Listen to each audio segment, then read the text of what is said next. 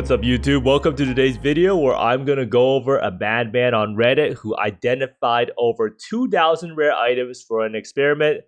And he pretty much posted it saying 3.19 sharing my data sets from identifying all dropped high base rare items, also known as how I found happiness and misery. Now, if I identified 2,000 rare items and try to price them, I would probably be pretty miserable myself. Now, this person pretty much decided to identify these high base type rares. So, if you don't know in PoE, every single item has a base armor value or damage value. And it really depends on how high a level the bases are. So, the higher the base level type, like Astral Play or Assassin's Garb, the higher amount of armor, evasion, and energy shield it will have. And it makes a huge difference in if the item will sell or not. So this guy did identify over 2,000 rares, and he wanted to see exactly how much profit he could get, and if the chaos recipe would be more profitable, and how many items out of the 2,000 items he would actually be able to sell. And I do think that results will be pretty shocking, as they are actually kind of sad, but also hilarious at the same time. Now, in order to understand the experiment, we have to first know who the player actually is. Well, the player is someone who actually plays Trade League in a SSF-like manner. And that's kind of like what I am. I don't really like to play the game where I pretty much just buy every single item from trade. I pretty much try to play the game and craft all my gear, but I do buy the crafting materials from Trade League. So if I buy essences, I will usually not be self-farming them. I'll be buying them up from the Trade League. And that actually makes the game a little bit more enjoyable. And the person actually enjoys identifying items. He decided to do this challenge after he saw how GGG communicated in their posts, saying that they would adjust the loot system to skew towards weapon armor base types of higher level. So this was the post in the feedback about loot or something that they said, firstly, we're going to adjust the system that skews weapon armor base type towards higher level ones so that players find items that are relevant for their level more often. This isn't an increase to overall item drops, it just means that you will find more appropriate rare items more often.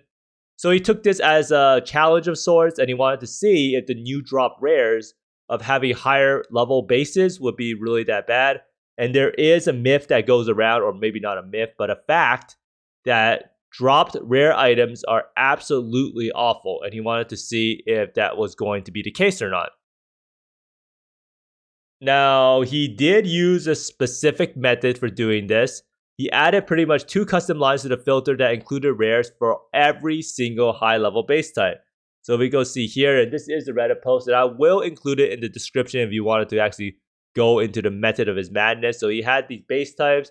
So these are pretty much all of the high level base types that you can have. And he also had some extra lines for some rare jewelry, rare jewels, rare 2-stone rings, and rare belts. I'm not really sure why he doesn't have rare amethyst rings, because people would still use those technically. And then he set up an AHK hotkey that could append the identified rare stats into a text filter after identifying it. I'm not really sure how he did this. Maybe there's something that reads the item and then it generates a text of it. Oh, maybe you like control copy, control paste. That's probably how you do it, because you know, like right now, if you go to an item, say like this thing, and you control V it into what's it called? It knows what you've copy and pasted. So that's probably how he did it. So when he has all the items in the copy and paste file, it looks like this. So this is his paste bin. He actually listed out every single rare that he found. And boy, oh boy, are some of these bad. So this is how you can prove that he actually did the whole experiment. And there are over 2,013 different rare items. He actually identified 2,013 rare items. So RIP Wisdom Scrolls. But that is an incredible feat. And he had a script that was able to determine if an item was vendor trash. So instead of actually going through each item and seeing if it was good or bad, he actually used the script to see if the item was bad or not. It could probably be done by looking at the tiers of the role. If the item had life, it had an open suffix to craft life or open prefix. And that's pretty much just how he determined which item was worth selling. Now, out of the 2,013 different rare items, he found a total of 64 items to sell. That is absolutely awful. And out of the 64 items, he found only 10 items that sold for a return of 78 chaos. Meaning that he would have been better off just doing the chaos recipe, right? So if he just did the chaos recipe the whole time, he would have made actually more money than identifying all these items and selling 10 items for a measly 78 chaos. He also found no items usable by his character. So that means out of all 2013 items of the high level base types, he found no items usable by his character. Now, this does confirm the fact that more than 99% of the items you pick up on the ground are pretty much completely useless trash. Now, if you want to see the MVP items that actually sold, well, here they are. So ring, and this is a ring that would probably sell for a good amount. So he has life, double res, and it actually sold for 15 chaos. So this item actually made up a bulk of the sales. Next up, we have some gloves, life, flat cold damage, some high regen. This is probably what made the item sell, which is the regen, and 44 fire res. So that's sold, and he had pretty good double attack speed and multi-jewel. So this pair of gloves right here has life, double res, and it'll sell for 3 chaos. Another helm with life, double res, sold for 3 chaos. And this thing over here is another helmet with life, T1 dex, and then 1 res. And now we have some boots, life, res, and movement speed. And next up we have some more life. So pretty much anything with life pretty much sold. Oh, this chest piece actually sold for 14 chaos. It had 105 life, some T2 flat armor and evasion, T1 strength, and chaos res. So that's pretty cool. So another helmet. It seems like helmets are his main selling point. And it's actually very surprising that he didn't sell more jewelry and jewels, because I feel like if I dumped everything, I would actually be able to sell it more. Now, the results are always kind of shocking, because I feel like I could get better results from just dumping every single rare item into a tab for 10 chaos. So what I would usually do is, if I ever identify rare items, I'll pretty much dump it all into a tab, and then I'll price it super, super high at the beginning, like 1 divine, and then I'll slowly lower it over time. I'll lower it to, like, say 100 chaos, then 50 chaos, then 40, then 30, then 20, then 10. And then I'll reach a threshold where I won't really want to trade anymore. And I do think that's probably the best method to do if you really wanted to identify rare items. No one has the time to actually go through every single rare item to see if it's actually worth doing.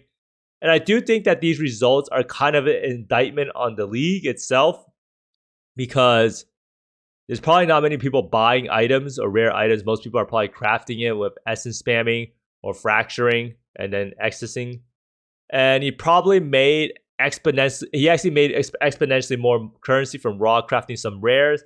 I think in his actual post, actually, he said that, let's see here. He said that he made a bunch of money from actually raw crafting over,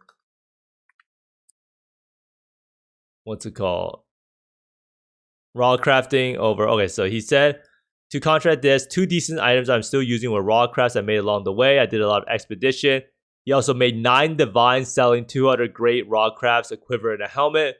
So pretty much Rog is MVP. Picking up items on the ground is a terrible, terrible idea. If you do want to pick up items on the ground, you shouldn't do what this guy did. I think this guy kind of sabotaged his whole experiment. He removed jewels and 2 stone rings from his filter halfway through testing. And that's probably a bad idea, as I do think that most of the items you will sell for a high amount are generally jewels and jewelry. Or that's how it's been in my case. A lot of abyss jewels sell for a lot. A lot of 2 stone rings or amethyst rings or rings in general will sell for a lot. Especially rings with like attributes on them, in order for builds to fix their attribute requirements. And rings are a very, very important piece of selling. If you do ever decide to pick up rares, you should probably be picking up rings and jewelry and amulets and jewels. And that's probably your best bet. And it doesn't take up that much inventory space. And smart loot should probably be implemented in the future if they really want to give us an incentive to finding loot on the ground for our character. Because right now, in its current state, finding loot on the ground is like trying to find a needle in a haystack. And yeah, it's just never going to happen. You're never really going to be able to find that much loot on the ground that will incentivize you to pick it up in order to upgrade your character.